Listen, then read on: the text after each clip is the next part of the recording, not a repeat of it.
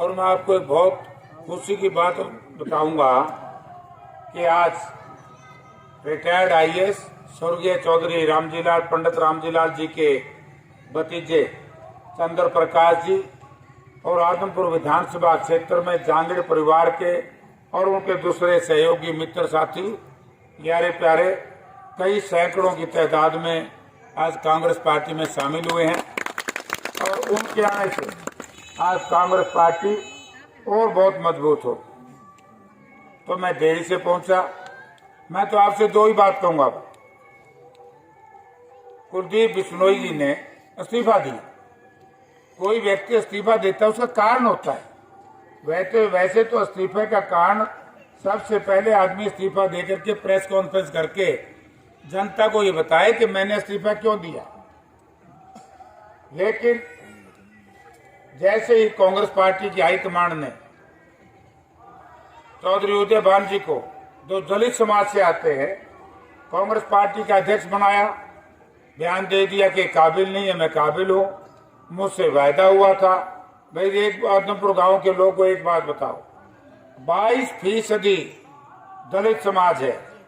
इस दलित समाज को इस देश में कौन पार्टी नाराज कर सकती है? उनका विरोध कर दिया। एक महीने के बाद राज्यसभा का चुनाव आ गया। राज्यसभा के चुनाव में पार्टी के साथ विश्वासघात किया, आदमपुर की जनता के साथ विश्वासघात किया और अपना वोट देना तो चाहिए था कांग्रेस पार्टी के अधिकृत उम्मीदवार को और दे दिया भारतीय जनता पार्टी को। तो लोगों, यह विश्वास आपके साथ है कि नहीं है? ये धोखा आपके साथ है कि नहीं है? अगर आपका मन ये गवाही दे कि कुलदीप बिश्नोई इसके परिवार ने हम लोगों के साथ धोखा दिया है, तो आप लोगों ने भारतीय जनता पार्टी की बजाय कांग्रेस पार्टी को वोट दें। कांग्रेस पार्टी को वोट देंगे, जयप्रकाश विधायक बनेगा। जयप्रकाश विधायक बनेगा जो 26 साल से आदमपुर की बदहाली है, जो 26 साल से आदमपुर में राजनीतिक सूखा है, उसको दूर करने का काम जयप्रकाश करेगा और उनके बस की बात नहीं। और यहाँ तो बड़े एक छोटा सा सवाल, आदमपुर की राजनीति स्वर्गीय चौधरी भजनलाल के राज में दो परिवार बहुत नजदीक थे। इस पे सोचना, रात को चारपाई पर सोने से पहले यदि आपका मन इस बात की गवाही दे कि जयप्रकाश जो कह करके गया उसमें सच्चाई है, तो साथियों, दलगत राजनीति से ऊपर उठ के, जात पात मजहब और धर्म से ऊपर उठ करके आप जयप्रकाश को कांग्रेस पार्टी को वोट दो। यहाँ दो परिवारों ने जो स्वर्गीय चौधरी भजनलाल जी का लंबे अरसे तक साथ दिया। एक भाई प्रदीप बिश्नोई जी के पिताजी थे, स्वर्गीय चौधरी पोंकरमल जी, एक नहीं थे, और दूसरे थे स्वर्गीय पंडित रामजीलाल। आज दोनों के दोनों परिवार, क्या कारण है जिन्होंने इतना लंबा साथ स्वर्गीय चौधरी साहब का दिया, और वो आज कांग्रेस पार्टी में आ गए? उनकी संतान क्यों आई? संतान तो तीनों की होगी ना। तो पोंकरमल जी रहे इस देश में, इस धरती पर, स्वर्ग में है। ना चौधरी भजनलाल जी रहे, वो भी स्वर्ग में है। ना पंडित रामजीलाल जी रहे, वो भी स्वर्ग में है। तो इस बात पे विचार करो आदमपुर गांव के लोगों, क्या किसमें कमी है?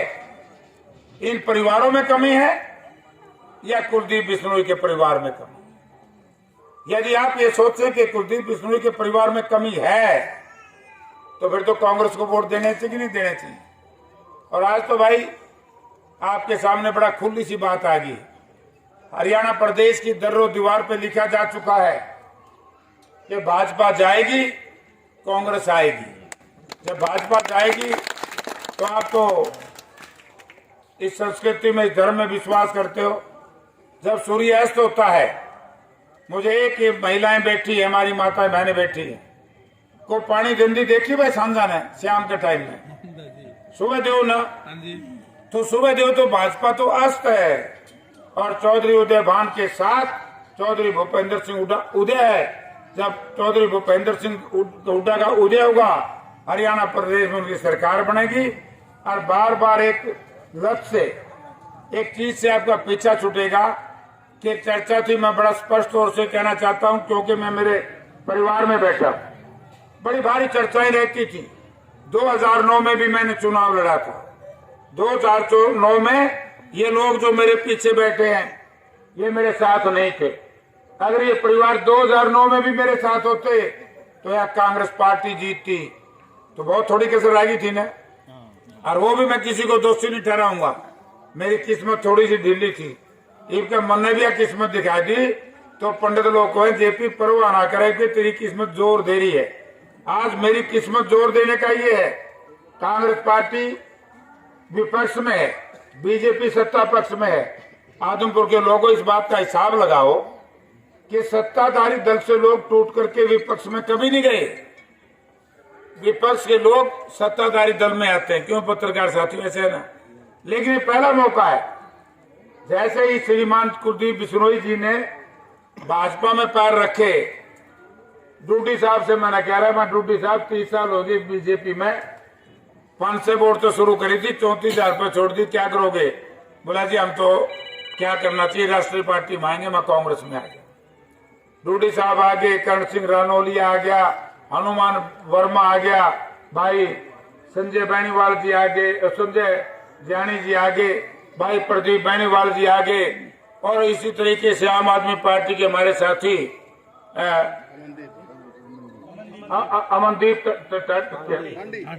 अमनदीप डांडी और इनके साथी बादुमपुर से बाबूलाल जी, ये सब लोग आ गए। डांडी साहब का और बाबूलाल जी का इतिहास बड़ा निराला है।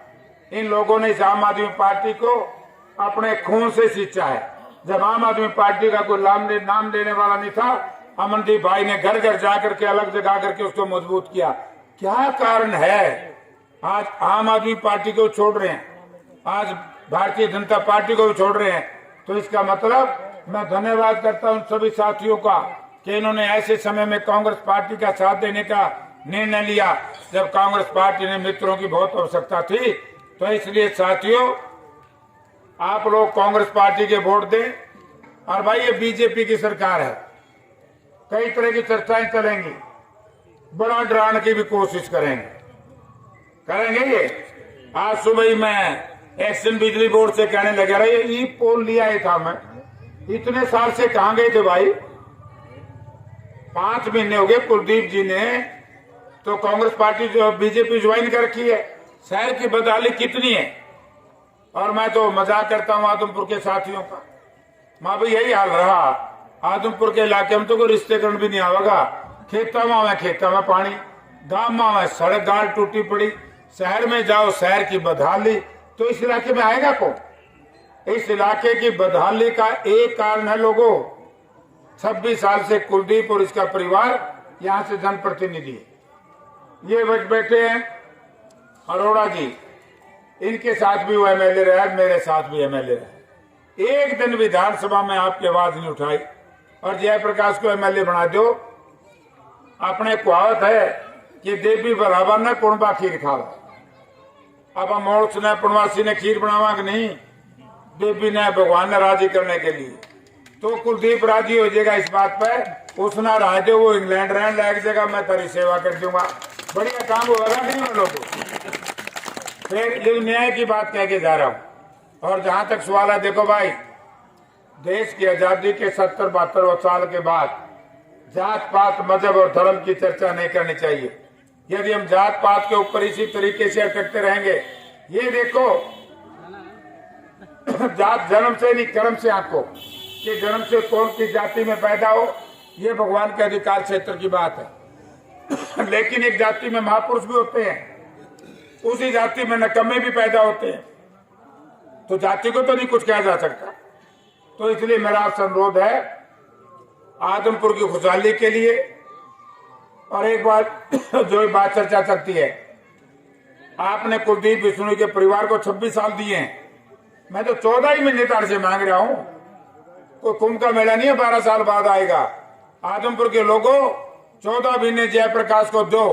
यदि 14 महीने के अंदर अंदर आप ये महसूस ना करो कि आदमपुर की आवाज हरियाणा विधानसभा में गूंज रही है, जयप्रकाश की वजह से इस मंडी में सीवरेज और वाटर सप्लाई की सुचारू व्यवस्था चल रही है, तो मुझे आशीर्वाद दो, नौजवान साथी प्यार दो। यही बात कहने के लिए आपके बीच में आऊं। और वह एक ड्रामा कराएं, बोले कि सरकार है, अरे क्या है सरकार प्रकार, कानून में सब बराबर है। आज चीफ मिनिस्टर हो चाहे जयप्रकाश हो, चाहे प्रदीप और संजय बिश्नोई हो, सब बराबर हैं। चीफ मिनिस्टर को इख्तियार नहीं है कानून को अपने हाथ में लेने का, किसी मंत्री को इख्तियार नहीं है कानून को हाथ में लेने का। और जो व्यक्ति कानून को हाथ में लेने का प्रयास करेगा तो उन व्यक्तियों ने इस बात को भी समझ आना चाहिए कि 12 महीने के बाद सत्ता परिवर्तन हो रहा है मित्रों, और सत्ता परिवर्तन होगा तो गलत कानून को हाथ में लेने व्यक्ति का वो कानून अपना काम करेगा। मैं एक निवेदन करूंगा, मैं मेरे साथियों से, बुजुर्गों से, भाइयों से, ना तो किसी से जबरदस्ती करो, वोट होता है मन का। मैं कहता हूं कि अगर अंतरात्मा की आवाज कुलदीप ने गई थी, भाई उनकी तो आत्मा मरली तारी तो ना मारो, हम तो जेपी ने वोट दे दो, हम तो पुराने कांग्रेसी हो। आत्मा तो जब मरेगी वोटरों की। जिस भारतीय जनता पार्टी ने, आज भी मैं कह सकता हूं कि आदमपुर की बदहाली की है और कांग्रेस पार्टी ने आदमपुर में खुशहाली की है, तो कांग्रेस पार्टी को वोट दे। जो भी भाई कांग्रेस पार्टी का झंडा लेकर के मतदान करने जाएगा, भारतीय जनता पार्टी का बड़े से बड़ा मुख्यमंत्री से लेकर के संतरी तक कोई भी बड़े से बड़ा अधिकारी यदि आपके रास्ते में रुकावट बनेगा तो ये जिम्मेवारी जयप्रकाश की होगी, हमारे साथियों की होगी। और उन साथियों को भी कह देता हूं कि कान खोल के सुन लो मित्रों, सत्ता का दुरुपयोग मत करना। जिस भी नेता ने सत्ता का दुरुपयोग किया है वो सरकार धराशायी हुई है, हार के तो जाना है, या बुराई वो भी नहीं लेंगे। अपना वोट अपने आप गेरो, हमारा गेरो चाहे विरोधियों का गेरो, ये मर्जी लोगों की है, इसमें कोई किसी से कोई वो नहीं। हम हाथ जोड़ के वोट मांग रहे हैं, वो प्रयास करेंगे दबाव डालने का। दबाव दबो तो आज उनका रहे को नहीं, उनके घर के को नहीं मान दे। अरे कुलदीप के साथ तो बेचारे के साथ बहुत मारा हो रहा है, उसका सगा भाई को नहीं मानता, तो थम क्यों मानो भाई उसकी, तब मेरी मानो। यही बात कहने के लिए मैं आपके बीच में आया हूं। आपका बहुत बहुत धन्यवाद।